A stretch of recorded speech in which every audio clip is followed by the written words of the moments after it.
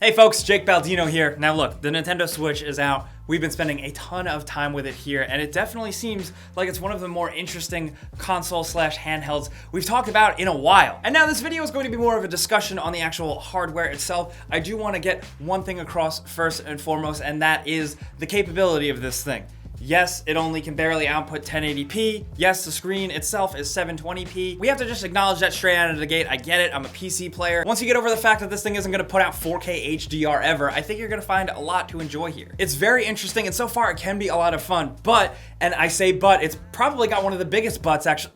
There's a lot of pros, but some of the cons to this thing are a little bit too big to ignore. I'm having a ton of fun with it, but with this video, I tried to create a balanced list of pros and cons, because there's a lot of both. Despite Nintendo going for mass market appeal here, I definitely think the Nintendo Switch is going to appeal to a very small group of gamers. Let's talk about the hardware, the console itself. This is where Nintendo's vision seems to come together best. It's when the actual thing is in your hands and when it's doing what it's really supposed to do. But to break down the thing itself, the Switch itself as a portable device feels nice and premium. The finish is textured just enough, but it does generate some oily fingerprints though. The removal of the Joy-Con controllers feels smooth and the software always recognizes it. Everything here just kind of plays nice. The bezel or the border around the screen does feel pretty damn large at first. It might put you off, but you get used to it pretty quickly. This, I think, is in part to the screen quality being pretty damn awesome, even though the screen itself is 720p, but since it's so small and the screen color calibration does such a good job, you're not gonna notice it much. It's going to bother some,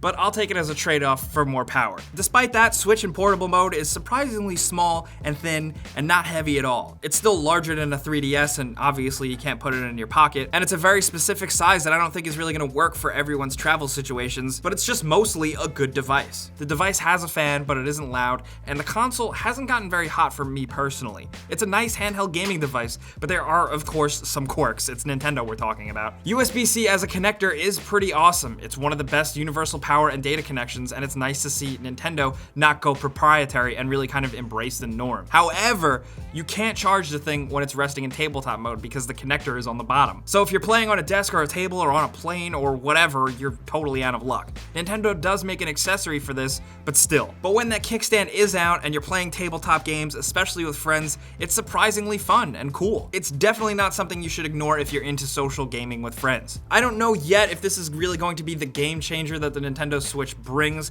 I think time will have to tell with that. It could fizzle out or it could take off. But I think it's worth noting that we had a blast playing snipper clips over here, and when they put Overcook on this thing, forget about it. Connecting it to the dock and continuing to play on your TV works exactly as advertised. It seems like it would be a small thing, but it never gets old and feels and works great and seamlessly. This is 100% the Nintendo Switch at its best. Nintendo figured out how we play games and is trying something different here. This is where I think they're 100% successful. Well, mostly. While actually what it does and using it works great and I love it, I'm gonna completely contradict myself now. The dock actually itself, the physical hardware, is kind of a disappointment. It's got nice cable management, but it does just feel like a cheap hunk of plastic. In fact, it really doesn't do much other than connecting. It doesn't even really charge the device fast enough while you're using it, because charging is struggling to keep up with supplying power for real-time play. It hasn't become an issue yet after a few days, but here and there, in a pinch, I could definitely see it doing so. Also, since it does feel like a cheap plastic thing, placing it in a dock feels like you could easily scratch the tablet screen. Also, the frame rate is slightly worse at times when playing Zelda on a TV. Not awful, sometimes barely even noticeable, but some console quality expected frame drops.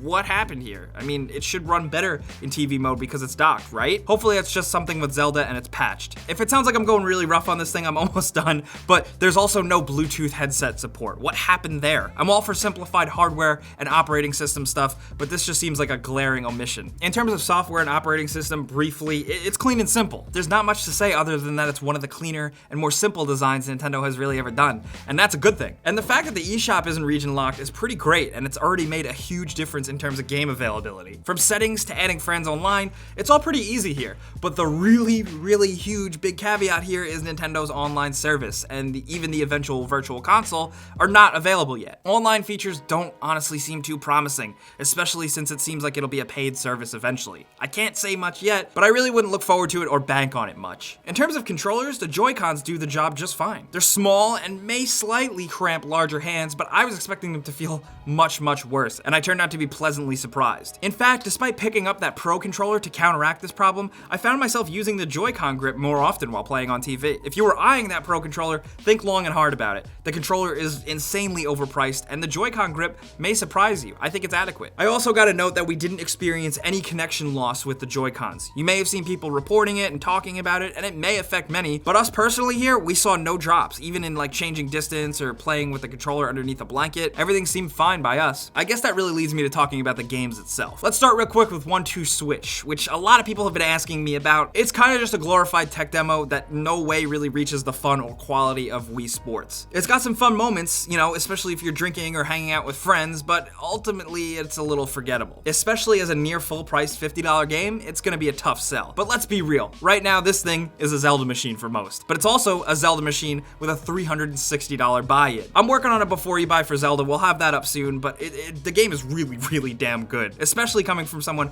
who is skeptical of this new Zelda's change in direction. And it's also one of the better demonstrators with the Switch in terms of playing it at home and then instantly taking it on the go. It's freaking, honestly, magical, and I hate talking in hyperbole like that. Right now, I've been playing a little Shovel Knight too. Judging from that upcoming indie lineup, I really hope the life of this thing is buffered by, you know, a bunch of cool indie releases and stuff. I really want to play them all on this thing as the indie scene on the Vita inevitably slowly dies. But despite some usability issues here and there, the Nintendo Switch comes down to its games, and this may be kind of obvious, but right now there's not many. The majority of other solid, heavy-hitting titles won't be fully released until the fall. Myself and maybe many others can forgive some issues of the hardware, but really right now it's that lack of games that makes the Nintendo Switch harder to recommend than anything. So because of the lack of a lineup right now, with a lot of other great things on the horizon in terms of indies and Super Mario in the fall and Splatoon and stuff like that later on, that's why I can't say run out and buy a Nintendo Switch right this second. Unless, of course, you are a huge, hardcore Nintendo fan, or if you just love tech